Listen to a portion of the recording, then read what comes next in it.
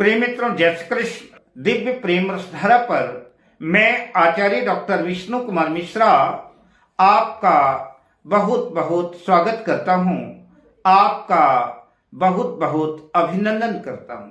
आज मैं इस वीडियो पर संतति योग को लेकर के चर्चा करूंगा। इस संदर्भ में आपके सामने 3 अलग अलग पार्ट में भाग 1, भाग 2 और भाग 3 प्रस्तुत करूंगा, जिसमें संतान योग के बारे में चर्चा करूंगा कि संतान का सुख कब प्राप्त होता है। साथ ही ऐसे उपायों की भी चर्चा करूंगा जिन उपायों को अपना करके आप परमात्मा की कृपा से पुत्र प्राप्त कर सकते हैं, उन माताओं की गोद भर सकती है जो तमाम उपाय करके निराश हो चुकी हैं, थक चुकी हैं। तो ईश्वर की कृपा से अगर ये उपाय करते हैं तो निश्चित रूप से मुझे पूरा भरोसा है कि आपकी मनोकामनाएं पूर्ण होगी।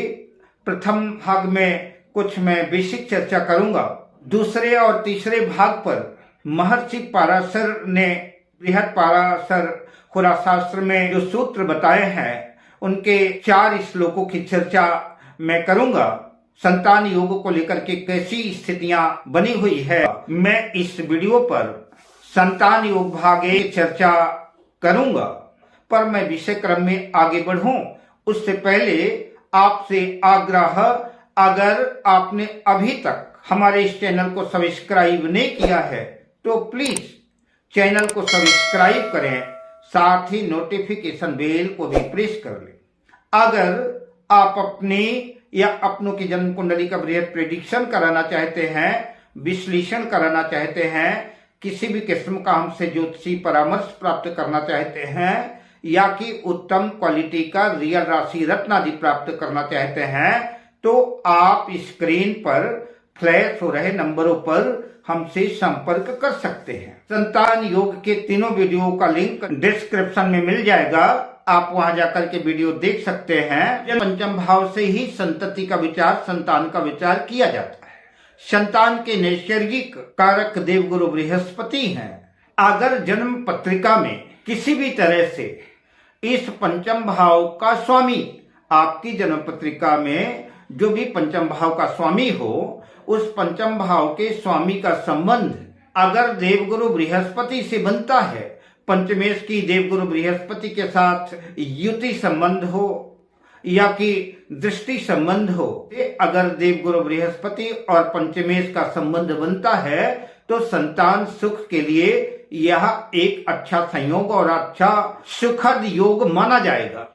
ऐसा योग संयोग अगर जन्म पत्रिका में बनता है तो निश्चित रूप से ऐसे जातकों के अच्छी संतान होती है और उस संतान से माता पिता को सुख भी प्राप्त होता है। किसी भी जन्म पत्रिका में लग्न का स्वामी लग्नेश और पंचम भाव का स्वामी पंचमेश और देवगुरु बृहस्पति, ये तीनों केंद्र या त्रिकोण में स्थित हैं, या कि ये तीनों ग्रह स्वग्रही हैं। लग्नेश लग्न में स्थित है, पंचमेश पंचम भाव में स्थित है और देवगुरु बृहस्पति भी अपनी स्वराशि और उच्च राशि में स्थित है। तो यह भी जो है सुखद संयोग पुत्र के लिए योग माना जाएगा। निश्चित रूप से इससे भी पुत्र की प्राप्ति होगी, या कि लग्नेश पंचमेश और देवगुरु बृहस्पति की युति केंद्र त्रिकोण भाव में कहीं भी है, तब भी जो है संतान उत्तम होगी, संतान की निश्चित प्राप्ति होगी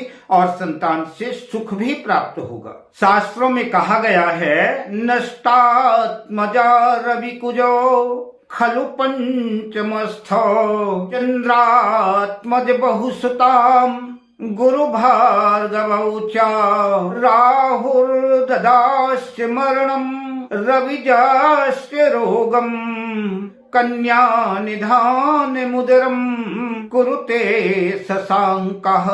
पंचम स्थान में यदि सूर्य या मंगल हो तो यह संतान के लिए शुभ संदेश नहीं है। सूर्य और मंगल पंचम भाव में स्थित होकर के संतान को कष्ट देते हैं। अगर पंचम भाव पर बुध स्थित है, देवगुरु बृहस्पति स्थित हैं, या कि शुक्र स्थित हैं, तो निश्चित रूप से ऐसी स्त्री अनेक संतान वाली पुत्रवती होती है। ऐसे पुत्र ज्ञानवान, विद्यावान, शिक्षित और सफलता के शिखर को स्पर्श करने वाले होते हैं। और अगर पंचम भाव पर राहु केतु हैं तो ये बार बार गर्भपात करा सकते हैं, मरण करा सकते हैं, पुत्र को मार सकते हैं, संतान को नष्ट कर सकते हैं। जैसा कि श्लोक में कहा भी गया है कि राहुर ददाति मरणम, राहु और केतु संतान को मार देते हैं, गर्भपात करा देते हैं, एबॉर्शन करा देते हैं। शनि अगर पंचम भाव में स्थित है तो नाना प्रकार के विघ्न बाधाएं, रोग उत्पन्न कर सकता है। और अगर पंचम भाव पर चंद्रमा स्थित है तो शास्त्रों में कहा गया है कन्या निधान मुद्रम कुरुते शशांकः, ऐसे जातकों के, ऐसी स्त्रियों के कन्या संतति अधिक होती है, कन्या संतान ज्यादा होती है। तो मैंने पहले भाग पर संतान योग के कुछ शास्त्रीय बिंदु आपके सामने रखे। अब आइए महत्वपूर्ण उपायों का जिक्र करता हूं, जिन उपायों को अगर आप पूरी श्रद्धा से, पूरे विश्वास से अपनाते हैं तो ईश्वर की कृपा बरसेगी और संतान बाधा दुर्योग जो है सुयोग में बदल जाएगा और संतान सुख की परमात्मा की कृपा से प्राप्ति हो सकती है। साथ ही मैं निवेदन करना चाहूंगा, अगर संतान बाधा योग उत्पन्न है, संतान, जिन माताओं को, जिन बहनों को संतान की प्राप्ति नहीं हो पाई, मेहरबानी करके किसी योग्य ज्योतिषी से कंसल्ट करें, उनसे परामर्श लें, उनसे सलाह लें और उनके द्वारा बताए हुए उपायों को अपनाएं और साथ ही किसी योग्य डॉक्टर से भी परामर्श करें, योग्य डॉक्टर से भी संपर्क करें। यह दोनों संयोग अगर बनते हैं तो ईश्वर की कृपा से पूर्ण विश्वास करता हूं, आशा करता हूं कि आपकी गोद भर जाएगी और संतान सुख को प्राप्त होगा। ये जो मैं उपाय बताने जा रहा हूं यह अनुभूत उपाय है। कई लोगों पर हमने ये प्रयोग किए हैं, कई लोगों को मैंने ये उपाय बताए हैं और अधिकांशतः लोगों के फोन मेरे पास आए, मुझे सुखद समाचार आया, लोगों ने मुझे मिठाइयां भी बहुत से लोगों ने भेजी, उनको संतति की प्राप्ति हुई। मैं आशा करता हूं कि आपकी भी मनोकामना पूर्ण होगी और मनोकामना पूर्ण होने के बाद निश्चित रूप से आप हमको बताइएगा हमारी मनोकामनाएं पूर्ण हो गई।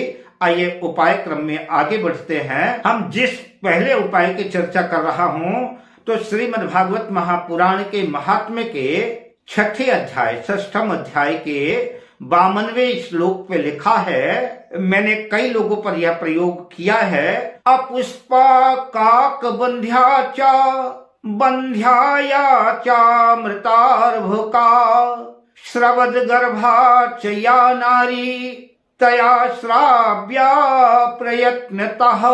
जिस स्त्री का रजोधर्म ठीक ना हो, बंध्या हो, जन्म से बंध्या हो, काक बंध्या हो, या जिस स्त्री की संतान जीवित ही न रहती हो, मृत संतान पैदा होती हो या कि संतान होकर मर जाती हो, श्रवद गर्भा च या नारी, जिस स्त्री को गर्भ ठहरता है किंतु महीने 2 महीने में एबॉर्शन हो जाता है, गर्भपात हो जाता है, ऐसी स्त्री को, ऐसी नारी को चाहिए कि प्रयत्न पूर्वक, पूरी श्रद्धा से, पूरे विश्वास के साथ, पूरे सकारात्मक मन से भगवान कृष्ण के ऊपर पूरा भरोसा रख करके भागवत जी की कथा का मूल पारायण करना चाहिए और पूरी तन्मयता के साथ श्रीमद् भागवत की संकल्प पूर्वक जो है कथा का श्रवण करना चाहिए। अगर वह ऐसा करती है तो भागवत महापुराण साक्षी है कि निश्चित रूप से उसकी मनोकामनाएं पूर्ण होंगी। जिन लोगों की आर्थिक स्थिति बहुत ज्यादा नहीं है, भागवत महापुराण का विशाल आयोजन नहीं कर सकते, कथा नहीं सुन सकते, वो लोग संक्षिप्त में किसी योग्य विद्वान को, ब्राह्मण देवता को बुला करके संकल्प पूर्वक संतत प्राप्ति के लिए भागवत जी का मूल पारायण भी करा सकते हैं। मूल पारायण करा करके भी संतान सुख का लाभ प्राप्त कर सकते हैं तो निश्चित रूप से उनकी मनोकामनाएं पूर्ण होगी। भागवत जी के मूल पाठ से कुंडली में निर्मित समस्त दोष समूल नष्ट हो जाते हैं। कुंडली में अगर पितृ दोष निर्मित है तो पितृ दोष समाप्त हो जाता है और व्यक्ति के जातक के समस्त मनोकामनाएं पूर्ण होती हैं। दूसरा उपाय दुर्गा सप्तशती से है। समस्त बाधाओं से मुक्ति प्राप्त कर पुत्र पुत्रादि प्राप्ति के लिए पूरी श्रद्धा से, पूरे विश्वास के साथ, पूरी निष्ठा के साथ हम जो मंत्र बता रहे हैं, इस मंत्र का संपुट लगा करके दुर्गा सप्तशती के 9 पाठ कराएं या स्वयं करें, या कि जब तक मनोरथ पूर्ण ना हो तो धैर्य पूर्वक इस मंत्र का संपुट लगा करके दुर्गा सप्तशती का पाठ करते रहें। माँ भगवती की कृपा से आपकी गोद भर जाएगी, आपकी मनोकामना पूर्ण हो जाएगी। जिस मंत्र को संपुट लगा करके दुर्गा सप्तशती का पाठ करना है वह मंत्र है सर्व बाधा विनुर्मुक्तो धन धान्य सुतान्वितः मनुष्यो मत प्रसादेन भविष्यति न संशयः। इस मंत्र का संपुट लगा करके दुर्गा सप्तशती का पाठ करें या कराएं। यह धर्म, अर्थ, काम और मोक्ष चारों पुरुषार्थों को प्रदान करने वाला अमोघ मंत्र है, सिद्ध मंत्र है। कई लोगों के द्वारा अनुभूत है, आजमाया हुआ है, प्रयोग किया हुआ है। जो भी व्यक्ति, जो भी स्त्री पुरुष जिस भी कामना से श्रद्धा विश्वास के साथ विधि पूर्वक इस मंत्र का संपुट लगा करके दुर्गा सप्तशती का पाठ करता है या कराता है, उसके संपूर्ण मनोरथ पूर्ण हो जाते हैं।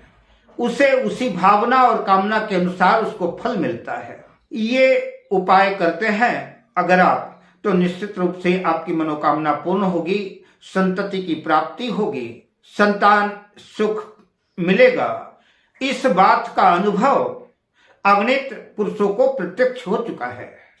अब मैं आपसे लेता हूं विदा, मिलता हूं अगली वीडियो में शुभ कामनाओं के साथ। जय श्री कृष्ण।